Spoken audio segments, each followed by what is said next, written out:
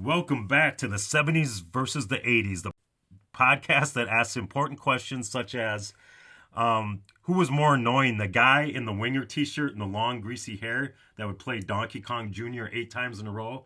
Or what about the other person that would come up behind him and passively aggressively put the stack of 6 quarters in front of him to say, I'm playing next? You know, I don't get that. Why was it 6 quarters? Because it only cost 1 quarter. So why would you play 6 times in a row if you're next? I was just making an investment in his future there, I think. In his future. But do you remember people doing that, stacking the quarters in front of somebody, like passively aggressively, like? Yes. Remember that video game Knockout? They do body blow. Yeah. One of them was, yeah. They had one of those in Apple Valley. I can't remember where. Maybe at the roller skating rink, and guys would come up behind you and kind of nudge you and put their quarters. Yeah, and they act like they did it a million times before, like all casually and stuff. It's like they're playing. It's like they're playing pool, and they lay a $10 bill on the pool table, like they got dibs or whatever. Yeah, I was wondering if it almost started. Yeah, it probably started back then, or like before us when they did the pinball. I think that was a pinball thing to do. Pinball. It's in The Hustler too. I mean that, like Jackie Gleason and Paul Newman. Oh, that's a like great. 1960s. Yeah, they would come and put a $10 bill on the table or whatever it was. I wish that was the 70s or 80s so we could cover that movie. That's a great movie. Yeah. But, we're old enough to remember roller skating rinks. And, when you'd go roller skating, there was the roller skating. And then there was the video game arcade thing in the back there where they had all those video games. Yeah. And there'd always be blood on the floor because somebody'd skate in there and somebody'd trip them and they'd fall and cut their head open on a pinball machine. But it was a nice thing for them to have in there. That'd be a great name for this episode. There's a blood on the floor. Always blood on the floor. Yeah. That time over at Johnny's place, well, this chick got up and she slapped Johnny's face. Man, we just fell about the place. If that chick don't want to know, forget her. The boys are back in town. The boys are back in town. I said, the boys are back in town. The boys are back in town. The boys are back in town. The boys are back in town. The boys are back in town. The boys are back in town.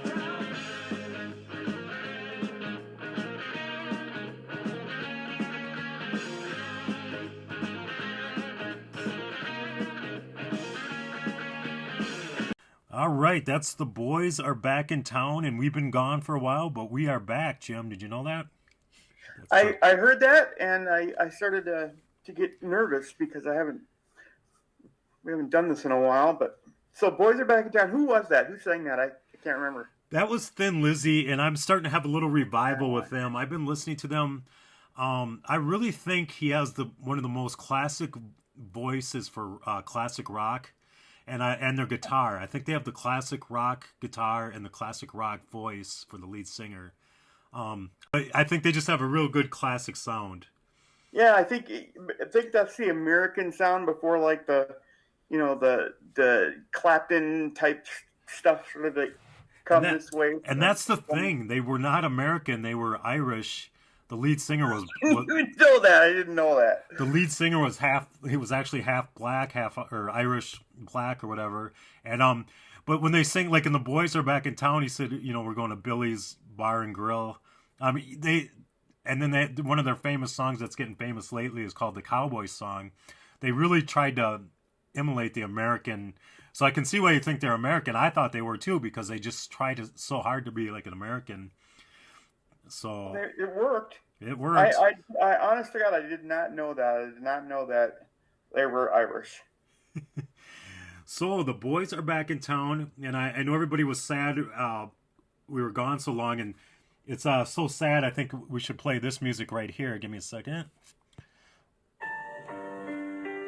Jim probably can't hear it. You can hear it. It's worth a try now. That you know what that song's called? Don't. The Lonely Man. Man. And that's the just think of Bill Bixby. Think of Bill Bixby hitchhiking in the rain at the end of the episode, and that's the song they always played. I don't know why it was Oh. always raining and he was always hitchhiking. That wasn't Bill Bixby. That was Dr. David Banner. David Banner. And that's another thing. His name in the comic books and in the new movies is Bruce Banner. They kind of, they were a little homophobic. They thought Bruce kind of sounded, I don't know why they think that's a gay name. They thought it was too gay sounding. And, what is gay sounding? That's amazing. yeah, I don't know. I was like and for some other reason, I think because they thought he was a little older. I don't know what. They changed his name to David Banner instead of Bruce Banner, which is, you know, what it's known on the new movies, the comic books and stuff. I'd forgotten about that. So that's what we're talking about today is The Incredible Hulk started late 77, but it didn't really go into full TV till 1978. In 1978, a little movie came out called Superman. And you know, Superman is a DC and Incredible Hulk is a Marvel. So we thought it would be kind of fun to do Lou Ferrigno versus Christopher Reeve, you know, DC versus Marvel. Sure. So I don't know where we should start here. So let's talk about. We're already talking about the Incredible Hulk a little bit. What's the first thing that comes to your mind when you think of that? Well, it was just so huge when it came out that when Hulk came out, because it was something on the small screen. You know, you didn't have to be in a theater to enjoy it, and it took over everything. The Incredible Hulk was a huge show, and yeah, just loved it. And I remember the pilot episode came out, and then I don't think they had a second episode they were almost like mini movies when it came out, because they didn't have like a second one for like 2 months later. And then I think by episode 3 it started coming out weekly. It kind of skipped a couple months, kind of often like our podcast. But so it almost felt like a movie when it came out, and it was so different than anything else that was on TV at the time. So the reason I'm kind of comparing these two is and then, you know, Superman was slick. It looked smooth. The cinematographer was Jeffrey Unsworth. I'm probably saying his name wrong. He was from 2001 Space Odyssey. And he made, you know, you just think of that clean look. Superman was so clean.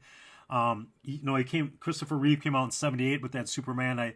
And he had that, what do you call, I think he had the first 80s haircut. He had that Gordon Gekko just gelled down, you know, hair. Don't you know how his hair was just perfectly gelled? Yep. And then and then we go to the Incredible Hulk, who has that just butch mullet, you know. But man, that's funny. And you know, and the cinematography was so perfect for Superman. Everything was, you know, there's no straight lines except for the sides of the buildings. And then you go to the Incredible Hulk, and it was just like grainy.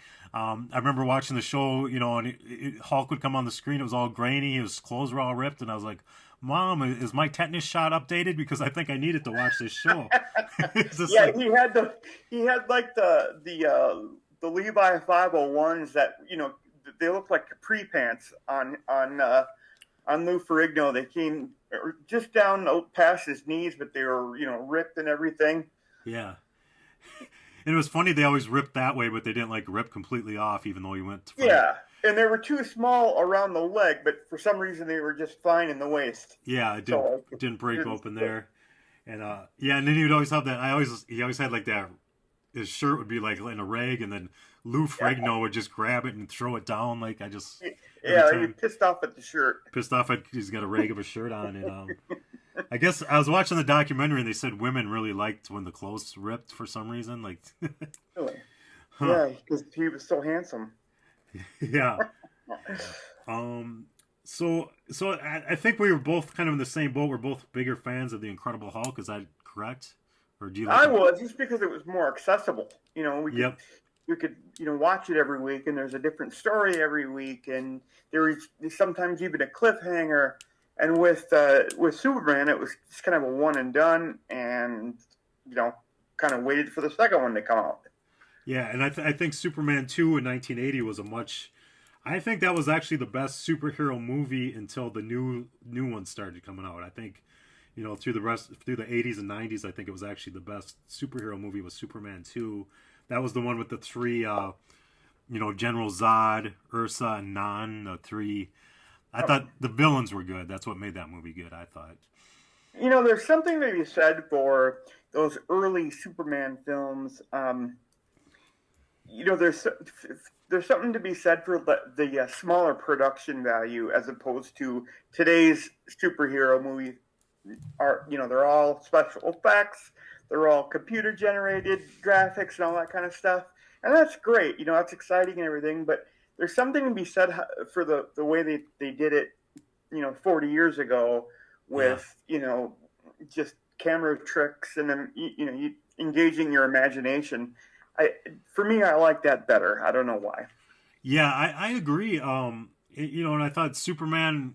I thought the city looked a little. You could tell it was a soundstage. Right. But I mean, at least it was actual stuff that was there. Like when he picked up the bus, it was like actually a shell of a bus or whatever.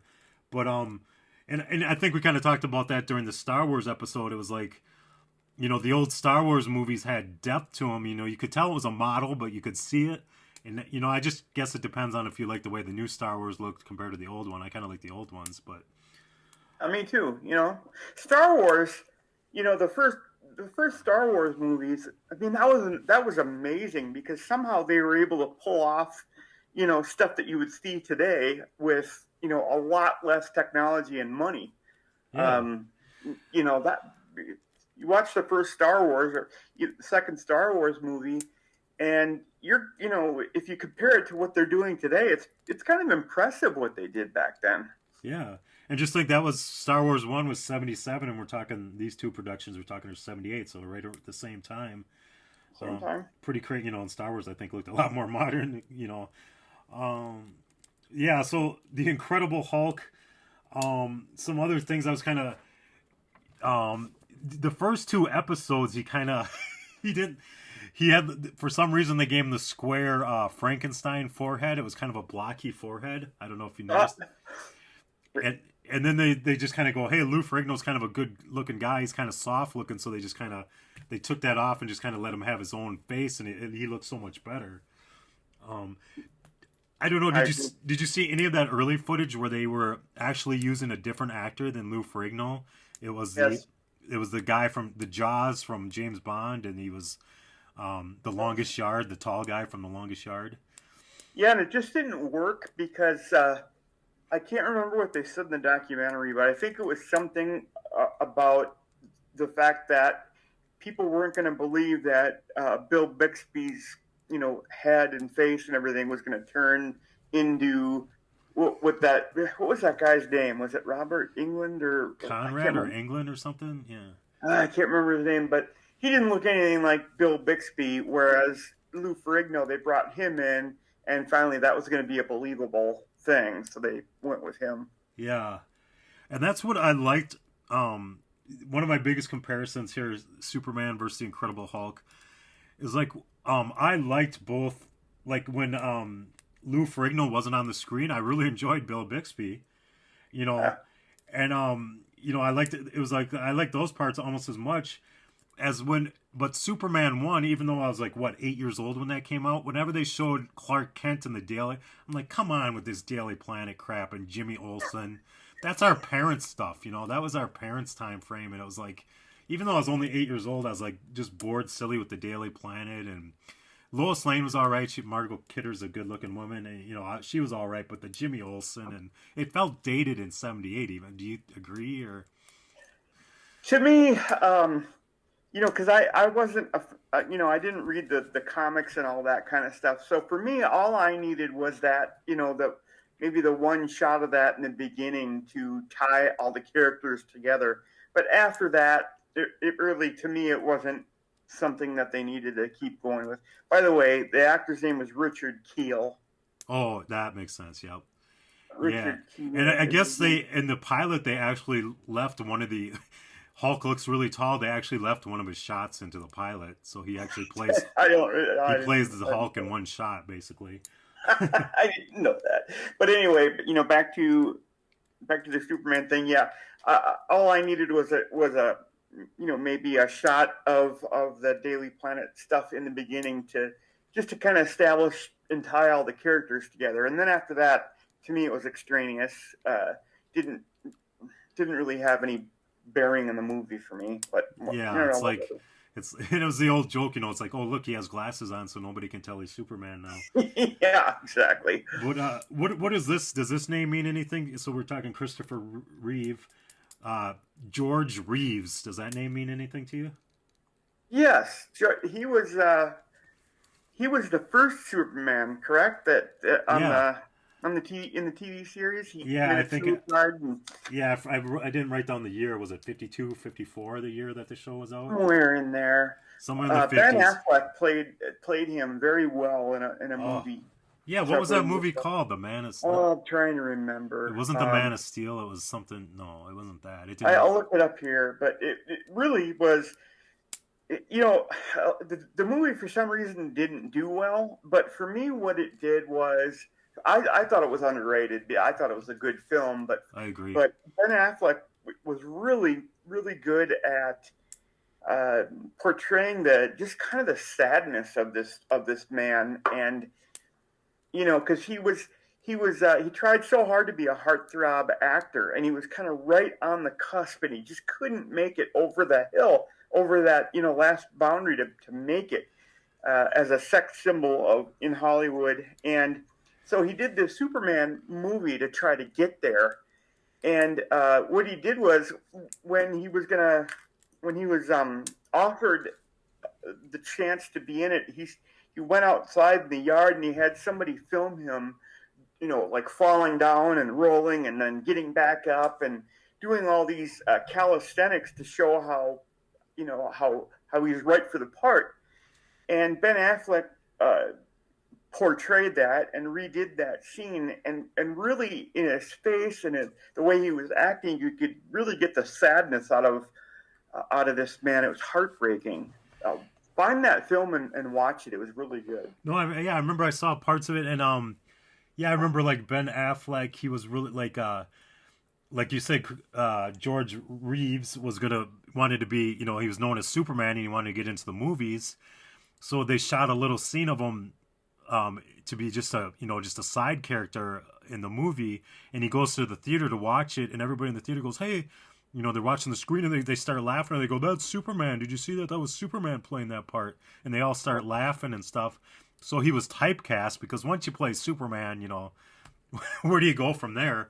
And and then the scene, I thought the movie did a good scene, like where he's like, can you, like he has to go to dressed up as Superman. He has to go to do these little kid public appearances. And I remember that. I know what you're going to say. Go ahead. Oh, there he goes. What does he say? Can you see my penis or whatever? Because oh, I was thinking you were going to go to the gun scene. The gun scene, yeah, where he goes and the kid's like pulls out a gun and he's like, "Hey, Jimmy, where'd you get that?" And he's like, "I want to see if a bullet really bounces off you or whatever." Yeah.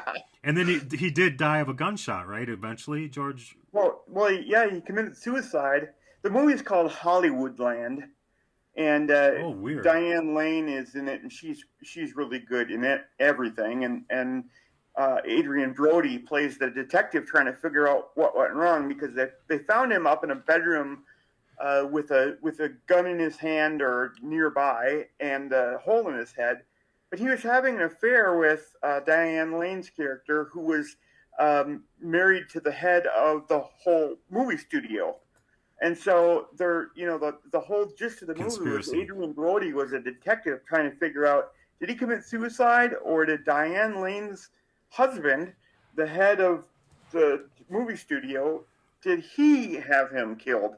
It's a great movie. Yeah, Hollywoodland. That's right. I would suggest that to anybody who's interested in this kind of stuff. So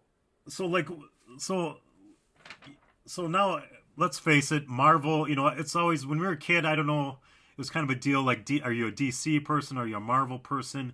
I think most people in the last 10, this decade have conceded that Marvel is one. They got they just keep pumping out one movie after another. And then some people, they'll ask me, how can you tell if someone's Marvel or DC?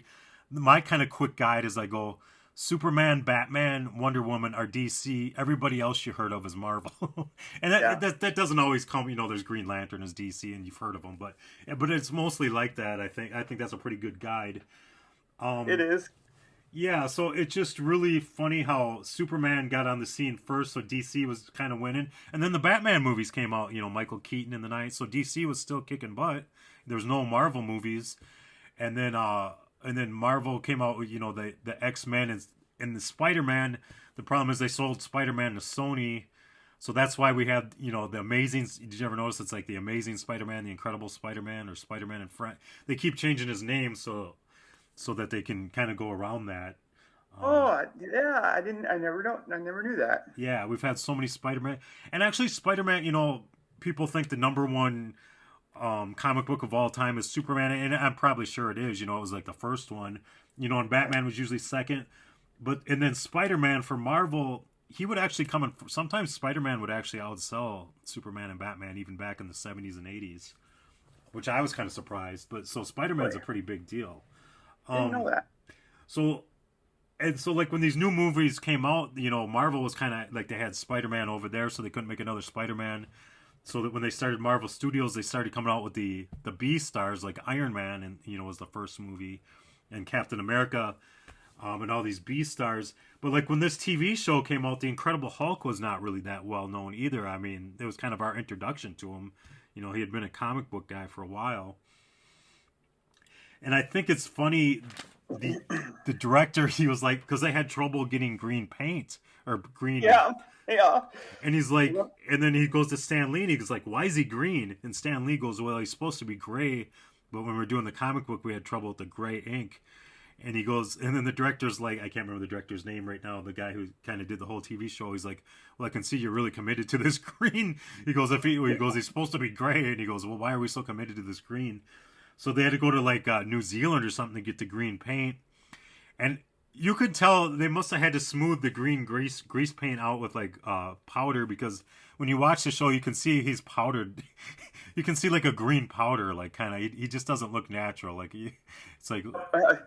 I remember that. And I think they tried one that made him sick or something like that. And one they tried, they couldn't get off, and it was, rubbing off on everyone else, and.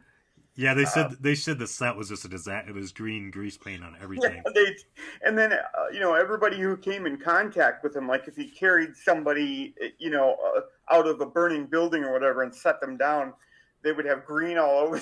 So like his Hulkness was transferring onto the people he was helping or whatever. So yeah, they had to mess around with that for a while. And then I like how they tried to get like they said when it first came out, like Bill Bixby's like, me and Lou Ferrigno cannot be seen, in pictures together because we're supposed to be the same guy, which is silly. I mean, but I like how they tried getting him and Lou Ferrigno on the screen at the same time. Like, do you remember when they had Lou Ferrigno he played himself. He basically played a deaf bodybuilder. Remember? Do you remember that? Oh, I remember that. Yeah, they had an episode with Lou Ferrigno where he just played a deaf bodybuilder, and Bill Bixby befriended him, and so they were on the screen together. It was kind of giving them pep talks and stuff. But like episode 3 or 4, they wanted them to be together, so they had like where Bill Bixby was having that nightmare scenario. Do you remember that, where he was like in the walking? No, I don't remember either of these. Yeah, he was walking through the desert, and they had like all of a sudden the Hulk comes walking up to him, and then like that terrified me because I was like 8 years old. And Bill Bixby, he like turns to run, and I'm like, wait, Bill Bixby's afraid of the Hulk? He is the Hulk, So that just terrified me, and I had nightmares that night about that. Yeah. So you look a lot like me when I get pissed off. We can hang out together. I look just like you when I get pissed off. Here, dude, kick me in the nuts or something. I want to get mad. I'll show you. I actually have that famous line right here. Let's see if you can hear it. Don't make me angry. You wouldn't like me when I'm angry. And they actually put that in the new Ed Norton movie. That was like the only line that survived, is like, you wouldn't like me when I, that was the most famous line from the show, so they kind of had to incorporate that in. Yeah. What did you think of the modern Incredible Hulk movies? The singular ones I didn't like. I don't know if you ever seen the Endgame, the last Avengers, where they had Hulk had glasses, and he was like a scientist, so he was kind of trapped in between the two, where he had glasses and he's smart like a scientist, but he was still the Hulk. And the Hulk was Mark Ruffalo. Oh, Mark Ruffalo. Okay. Yeah, so it looked like his face still, but he had glasses like a scientist. And I kind of liked that iteration. That was like, because, you got Hulk to talk, but he was still yet the Hulk. And, I mean, you didn't get to see him changing back and forth. Like, and that was the thing about the old TV show. Do you know he only changed twice every show because it was just so expensive? Yeah, I do remember that. As a kid, I caught on to that. There's going to be two Hulk, transformations in every show, and it was like you said, it was costly for them. Yeah, then they had the first thing would be Bill Bixby's would have the white contacts in his white eyes, and I guess they were terribly painful, and he couldn't wear them. And they said, but for whatever reason, they said they didn't affect Lou Ferrigno, and he was able to wear them. Luckily, because he had to wear them. Yeah, I think they were painful for Bill Bixby, so they put him in and they shot like several different angles of him wearing those contacts, and I think that's what they used throughout the entire show because they were too painful for him to keep putting in. So they might have used that shot several times throughout the series. And then it was funny when you say use the shot again, I guess. And I kind of remember this: the Incredible Hulk would break through a brick wall. I guess that was stock footage, like they used it multiple episodes. Yep, different angles. You could see continuity errors, like where he's wearing different clothes and stuff. And so, and then like the fun of it.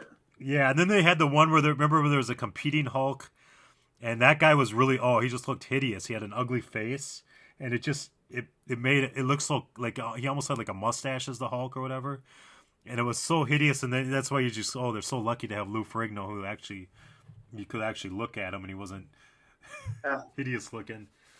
So what else? And then Lou Ferrigno. I mean, the interesting thing about that is that he's in real life the sweetest, kindest, most gentle person. People say when they met him and meet him, like he's still alive, that he's just the sweetest guy. He's so friendly, so nice. He never turns anybody away for autographs or to meet him or for pictures or whatever else. So the dichotomy between his personality and the Hulk was just interesting. Yeah, the last I seen him, and you're right, he was too nice. He was on the Donald Trump? You got fired. The Apprentice. Yes, The Apprentice. Yeah, Lou Ferrigno was on The Apprentice, and he was just too nice, and so he got, Trump fired him right away. He got stomped. He was just a nice guy, just really, he was just always trying to do the right thing. Exactly, and that was his Achilles heel, and he got fired like right away. He was like one of the first ones, I think. Yeah, yeah. But, and then, he didn't, was he like on Battle of the Network Stars maybe? What happened to Lou Ferrigno after Hulk? I mean, he didn't really. You go, this guy's going to be a huge star, and it was just. I don't think he wanted to really be an actor. He was a bodybuilder, and he would compete in all those things with like Schwarzenegger and all those other guys, and that's where they kind of plucked him out to do this show. But I don't think he ever really was going to be an actor. You saw him in a couple of bit parts on different shows, as a kind of a passing guy or whatever, and his acting was not good. He wasn't a good actor, but I think he was just he was made into a celebrity because of winning these bodybuilding contests and the Incredible Hulk thing. So he was a celebrity, but not necessarily a great actor. And then the show got canceled after 5 years, The Incredible Hulk. But I was looking on, not Rotten Tomatoes, maybe it was IMDb. They said they were surprised when it got canceled. I bet you it had something to do with the cost. Because they said ratings were up. And as I was looking on IMDb, to kind of see how the seasons were rated and the episodes. And it kind of had the same. It didn't seem like the shows were getting worse towards the end. It seemed like they kind of had this, the critics were kind of giving it the same scores as the beginning. Yeah.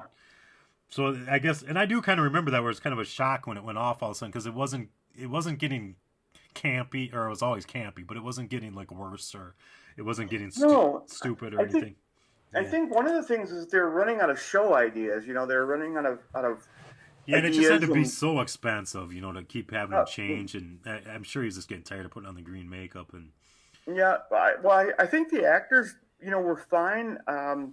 I think it was they were running on a show ideas, and it was like you said, it was really expensive, and so they were trying to think of different things they could do, and it was just like and the studio, I think they wanted to go. They were consolidating at that time, and they just went in a different direction. And I also think Bill Bixby was a nice guy. Like, did you know I kind of remember this. He had a love interest on the show, and it was actually his ex-wife because they had a kid, and he wanted his kid to have good memories of him. So he put his ex-wife as his love interest, so they were smiling and kissing and everything. Okay. So his kid could go back and see that his son. And then unfortunately his son died a little while after that. I didn't even know that. Yeah, I think his son passed away like before the last season or two, but it was great that Bill Bixby kept going on with the show after that. He was now before the show. He was wasn't he in the courtship of Eddie's father? He was in that show, right? Correct? Yeah, and I don't know much about that show. I've seen snippets of it. I don't know. I watched it as a little kid. I mean, this is back in Roseville before we moved to Egan, so this would be pre-1977. And I remember, staying home from school sick or whatever, I'd watch it, and it was kind of a neat show. But Bill Bixby was in that. So when he came out on in the Incredible Hulk show, I knew who the actor was. Yeah, I knew he was a known actor, and he was kind of.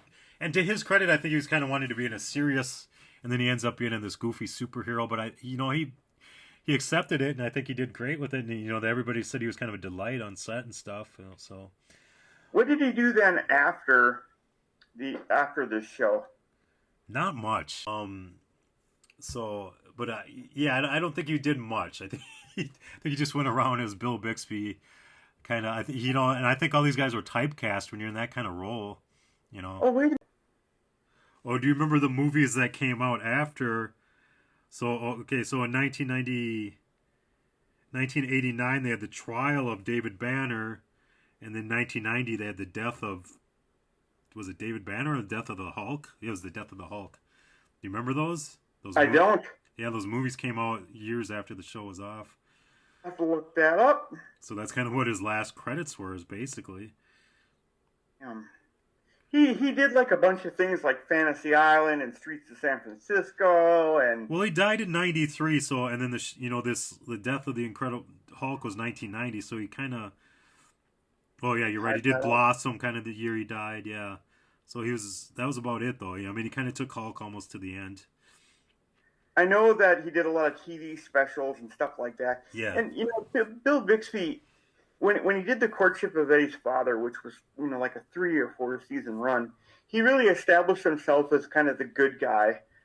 He was never really the heel in anything. He never played the heel. So he was a welcoming type character with anything he did after The Incredible Hulk. So. Yeah. So we're talking about, how the quality of the Hulk kind of stayed the same. So Superman, a little bit of a different story. So Superman 1 on Rotten Tomatoes got a 94%. God, people really like that movie. 94%. I mean, visually it was a good movie. Yeah. And then Superman 2, which a lot of people say, I say it's better. For some reason, Rotten Tomatoes gave it an 86, a little bit lower of a score, but I think it's far superior than Superman 1. The thing about Superman 2 is it didn't have that stupid origin story, and I think Marvel's really got that figured out now. They don't go through they're like, we don't need to see Peter Parker get bit by the spider. We've seen that 40 times now. So now they just jump into the movie. They just jump into the superhero's the superhero. They don't show, here's how he had his. I mean, they kind of did with Captain America and Iron Man a little bit in those movies, but now they're just kind of jumping right into the superhero part. And so Superman 2. Did you remember Superman 3? Do you remember who the famous person was in that one? 1983. Give me a second. I'm going to say. It's against typecast. It's what? It's someone that doesn't really belong. They were a big comedy movie guy back then. Conway. No, Richard Pryor. Remember he was in Superman 3? Oh God, yes, I remember. Oh my gosh. That got a 30%, so it drops way down. 1 and 2 were really good, and then 3. Surprising too, because I think Richard Pryor is the most genius comic of all time. Yeah. Oh, I agree. I don't think that was the. Wow. I don't think that was the movie for him. That's not the vehicle for his. I wanted to go see him. Being in Silver Streak and all those movies like that. Did you ever see the movie? By the way, did you ever see the movie Death Trap? Is that the one with Christopher Reeve later? Yes. No. There's a movie called Death Trap, and it used to be a one set play, and so you'd have it all took place in the same room type of thing, and it was Christopher Reeve was in it, Michael Caine was in it, and I can't remember the woman's name. If you're looking it up, 1982, anyway, so it was right around Superman 2. Yeah, Michael Caine, Christopher Reeve, Diane Cannon. Diane Cannon, yes. So Christopher Reeve played a gay character in that movie, and he kisses Michael Caine, and being so young, 11 years old or whatever, 12 when that movie came out, and seeing that kissing scene, to me, I never quite got over that when I was watching. It's the same thing we were talking about. Yeah, everybody saw it, and everybody's like, Superman kissed another guy. Superman, that was what everybody was saying. And I didn't know that. Yeah, okay, so yeah, it was hard for me to put that together. As an adult, of course, but as a kid, I think that kind of, Christopher Reeve could have had anything he wanted. And I think that kind of slowed him down. That kind of. He still went on to do other stuff, but fairly so, because that wasn't, he was a better actor than people give him credit for, and I think unfairly that part that he played, people were homophobic about. Yeah, I guess he was in Somewhere in Time, which I barely remember, in 1980. I don't remember that at all. And then he looks like he was on some TV show, Smallville, so he was kind of redoing the Superman thing even on TV. Oh, he was in that remake of Rear Window from 1998. Conjunction, junction, what's your function? Hooking up words and phrases and clauses. Conjunction, junction, how's that function? I got 3 favorite cards that get most of my job done. Conjunction, junction, what's their function? I got and, but, and, or, they'll get you pretty far. And, that's an additive, like this and that. But, that's sort of the opposite. Not this, but that. And then there's or, O-R. When you have a choice like this or that. And, but, and, or, get you pretty far. Conjunction, junction, what's your function? Hooking up 2 boxcars and making them run right. Milk and honey, bread and butter. And then I don't know any. I remember the science one was Interplanet Janet. Remember that one? Interplanet Janet. She's a galaxy girl. There you go. I know all these ones. Then they had the globe one that he was singing so low that his face kind of melted into the stairway of the. Remember that one? Yeah. And then I remember Figure 8 was something all about 8s, and all I remember is she did the ice skater did the 8, and then didn't the 8 sink into the water or something like. Oh, I do remember that. Yeah. Oh, do you remember? Was it Sesame Street or was it Electric Company when the guy would paint like a number 6 on the guy's bald head? Oh. Today's show is brought to you by the number 6, and he would paint it on the top of somebody's head. Oh, that must have been wasn't. Sesame Street always had the number that was, right? That was brought to you? Or was that Electric Company? Yeah, maybe that was Electric Company. Maybe it was, remember. Yeah. Anyway. So, Conjunction, Junction, what's your function? Yeah, it was from 1973. Pretty what else does it make you think of? I'm bringing it up right now on my computer. I should have had it up already. But I don't remember how many songs that they had there, but you can order that set of music. They sell it. Yeah, and I remember, and I was looking, and I actually just worked they had where the new groups did it, and I think Better Than Ezra, or it was a 90s group, maybe it was a 90s thing, but they redid Conjunction Junction. And then I actually just worked a Better Than Ezra concert last month, and but they did not play Conjunction Junction. Yeah. They should have. They didn't have too many good songs, but This is basically what you're talking about is part of the Schoolhouse Rock rotation. yeah, yep. And they had like 4 or 5 of them. Yeah, yep. Or more. They had a bunch. I remember they had the melting pot where and I still, whenever somebody says the melting pot, I still think of that cartoon where they'd show all the people getting to the pot together, like, or something. Yeah. Yeah. I'm doing a thing on Schoolhouse Rock songs. Oh my gosh, there were you can watch all of them in a row on YouTube. Yeah. Interjection, excitement, wow, or sad, I'm for the other team. Remember that one? Yeah, I'm for the other team. Yeah. Hooray, I'm for the other team. He's one guy, yeah. I remember that. Yeah. God, I can't. They were great. I love that. That was like one of the better parts of cartoon. You know, I used to get up at 5 o'clock Saturday morning. Nobody's up. House is yours. Yep. Go downstairs, turn the TV on real low. Your eyes would hurt for the first couple of minutes. You know, you got your bowl of, like blueberry or whatever you got rocking there. And first thing that was on was like the Big Blue Marble. I don't know if you remember that show, Big Blue Marble. It was like a science, an Earth science type show. Well, I got one better for you. Did you ever get up so early that they would have like the national anthem and the? Isn't that when they, like at 2 o'clock in the morning when they shut everything down? Yeah, I remember it'd be shut. You'd get like would you get like a test pattern, and then it would come, and then the national anthem would start.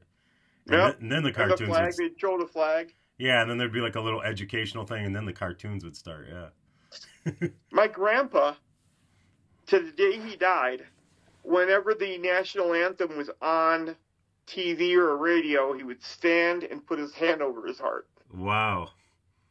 World War II vet. Yeah, that's awesome. Yeah, just shit you remember about your childhood. Our national anthem.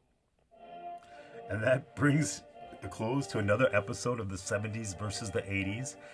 Folks, we have something new. We have a trivia question. So if you can answer the question, who sang I'm Just a Bill in Conjunction Junction and what other job he had, the first one to answer that trivia question on our Facebook page will get, Jim's going to send you either Pop Rocks or Charm Pops. I can't say it.